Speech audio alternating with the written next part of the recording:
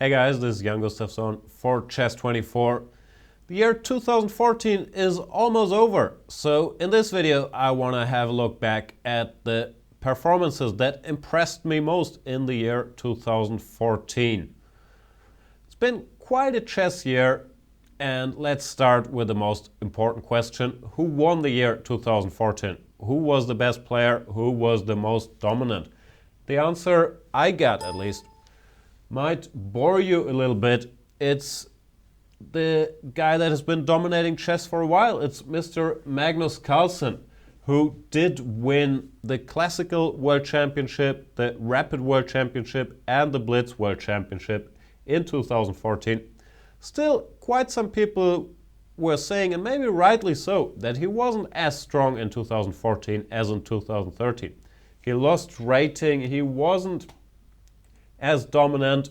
People have come a bit closer in the rating list. But still, there's a guy who won all three World Championships who is still 40 points ahead of the competition at the end of the year, as we can see in this live rating list. And his performance over the year 2014 was, I believe, 2.855, which is much better than anybody else. So it is really, really hard to argue against Magnus Carlsen for being the most dominant player and the victor of the year 2014. Now, from all the things he did win, amongst others the three World Championships, but also the Super Tournament in Zurich and the Super Tournament in Shamkir, I believe the one that matters most, of course, is his title against Mr. Vishy Anand in classical chess, which was, first of all, it was a surprise that he did face Anand again. Anand was not the favorite to make it, to qualify for this match, but then it was a much closer battle than we really expected it to be once Anand was there, or that's how some people felt about it. I'm not sure I felt that way, because Anand had a good year himself. We'll talk about that later. And in the end, what mattered was winning, and Magnus Carlsen did deliver. One position that stuck to my mind is this one from the very last game, where Anand won the opening battle and Carlsen is under some pressure.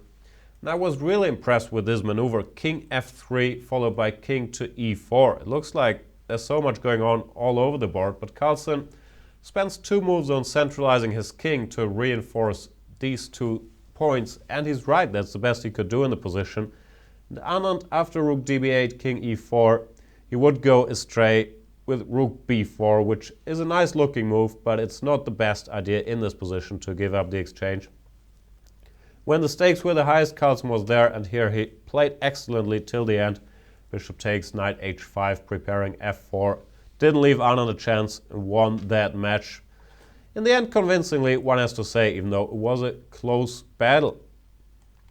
The position that I believe most people will remember from that match, and maybe the most tense chess moment of 2014, was from that same match, game number 6, where in this position, which is much better for white, Carlsen went for the move king to d2, which could have lost the game on the spot had Anand spotted knight takes e5, attacking this rook, and after rook takes g8, knight takes c4, little intermediate check made possible by king d2, king d3, knight b2, king somewhere, rook takes g8, and all of a sudden black has a winning position.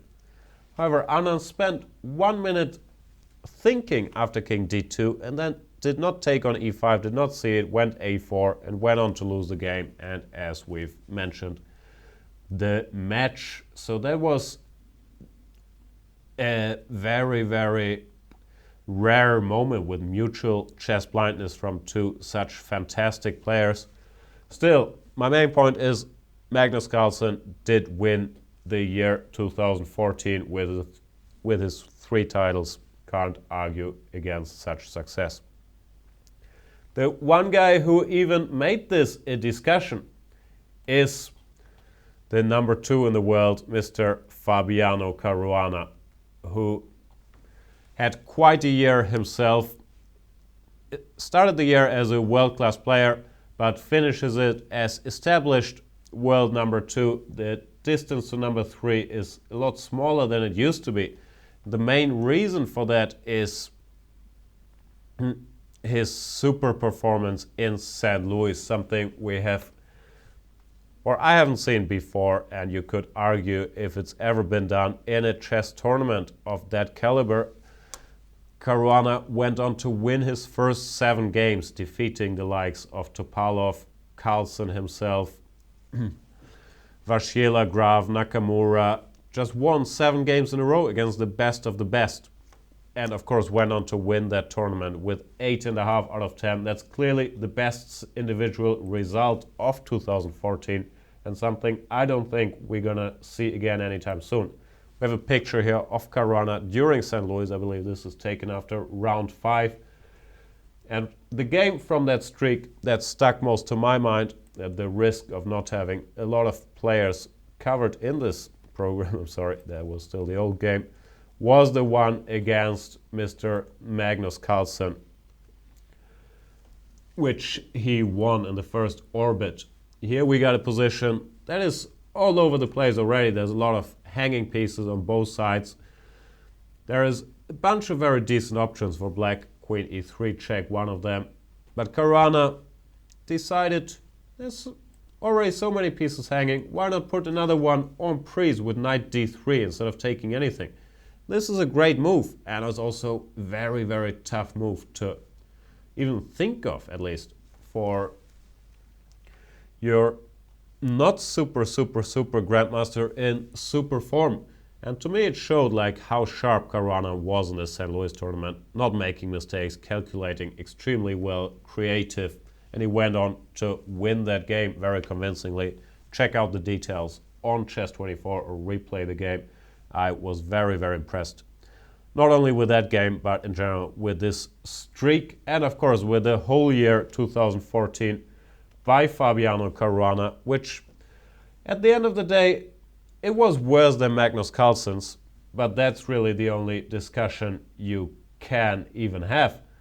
And it was clearly a very, very impressive year with that, establishing himself well above 2800, breaking Kasparov's old records. I believe in the live rating list he approached 2850 something at some point, then fell a bit off at the end of the year.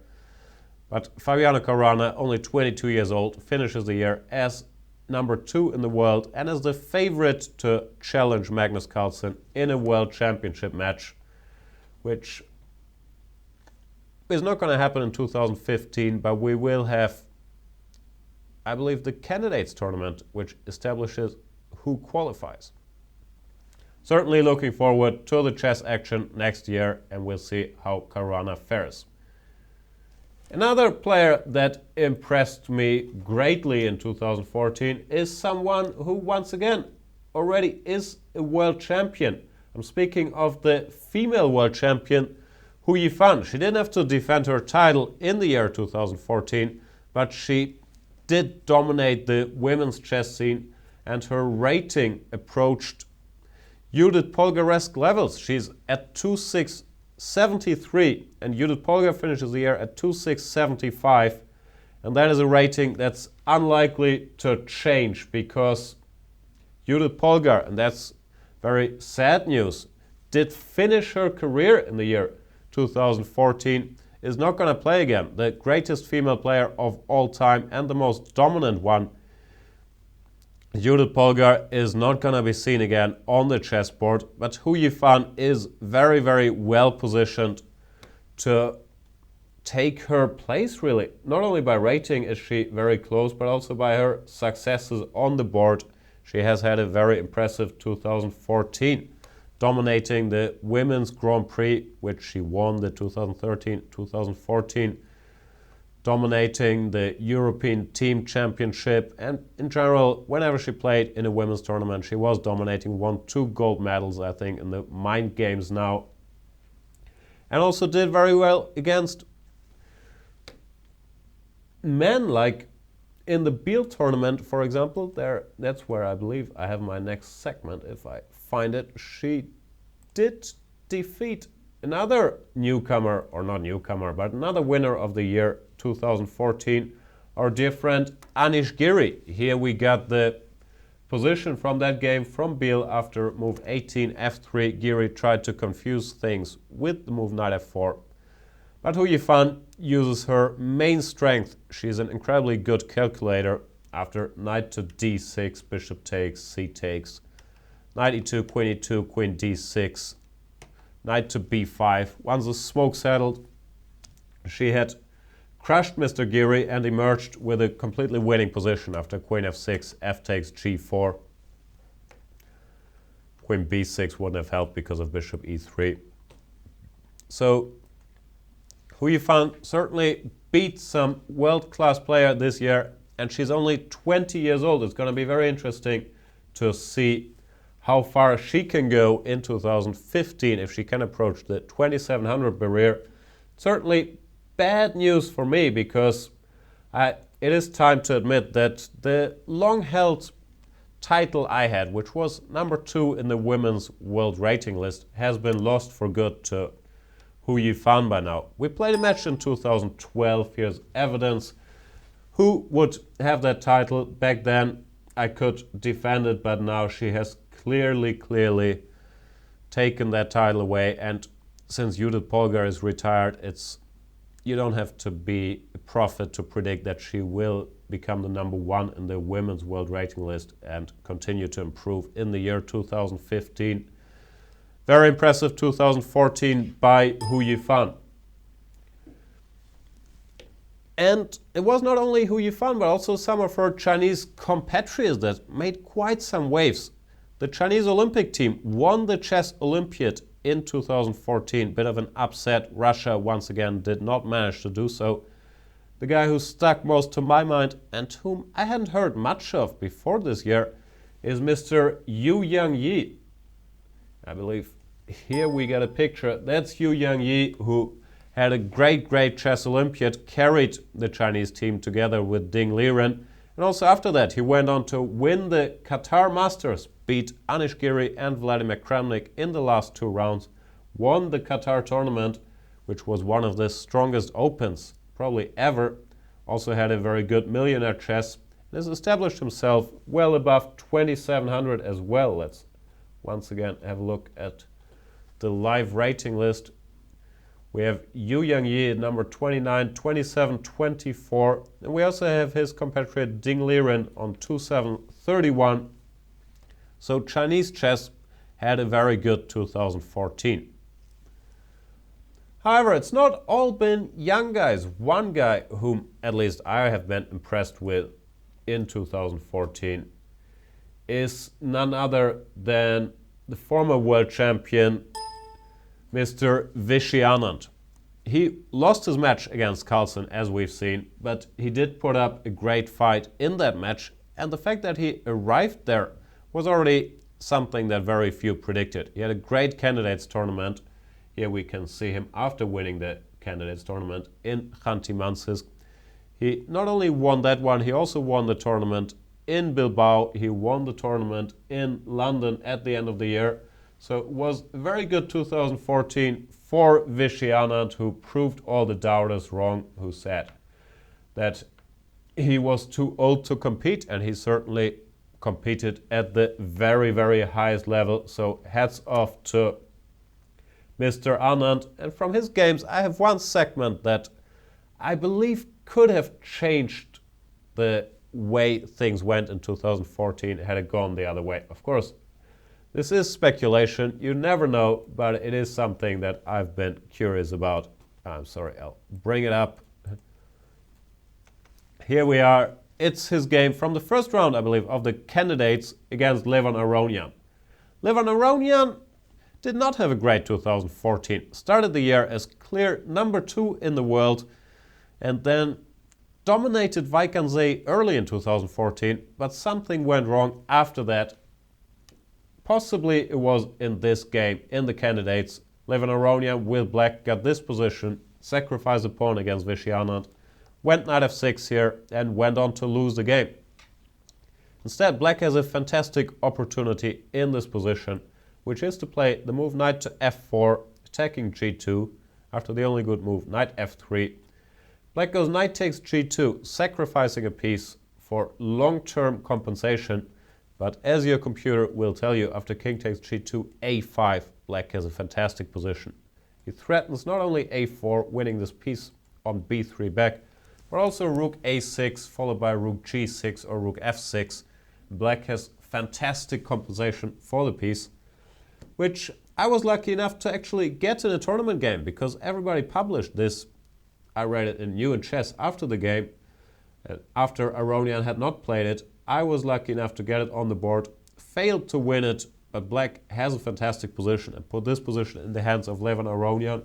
He might have won the game, and who knows if Aronian wins this game, if Anand still wins the candidates, if maybe Aronian qualifies for the match against Carlsen instead, chess history could have looked very different. However, it was not to be. Anand won this game in very convincing fashion, actually, in great style, and went on to win the candidates, and one of the winners of the year 2014, no doubt about it, Mr. Vishy Anand.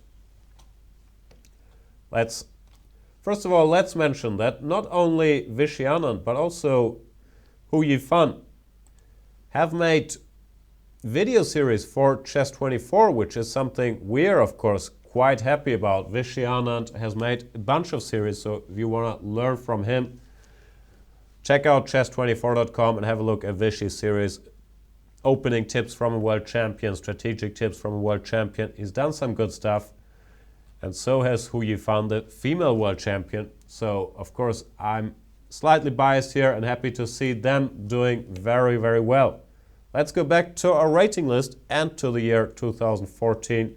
Give some shout-outs. One guy who somehow always seems to be a bit under the radar, I'm not quite sure why, is the number 3 in the world, Mr. Alexander Grishuk, who had a fantastic year, just dominated the mind games at the end of this year. I believe he won the Rapid and the Blitz competitions, but also in classical chess. He's established himself above 2800, crushed the Petrosian Memorial, amongst other things, crushed the Russian Team Championship, and 2810. He's going to be certainly part of the conversation who's the next challenger for Magnus Carlsen. At slightly advanced age, 31. It's not old, but he's older than a Caruana and those kind of guys. He's playing the best chess of his life. I think he's a very exciting player. I'm always happy to see him do well. Here we get Mr. Grishuk thinking. On 2810, he finishes the year. Veselin Topalov, number 4 in the world, 2800. Also a bit of a comebacker. The Bulgarian former world champion had not been that active. I believe after his marriage, I'm not quite sure what year it was, 2011. We hadn't seen that much of him. But in 2014, wherever he played, he did very well. I can recall the Chess Olympia where he won the gold medal on board 1, played some great chess. Had some battles against his old arch enemy, Mr. Vladimir Kramnik. He lost the battle at the Olympia, but still crushed the tournament. I believe he won that game in Norway, which we've seen here. So Topalov certainly had a very good 2014 as well.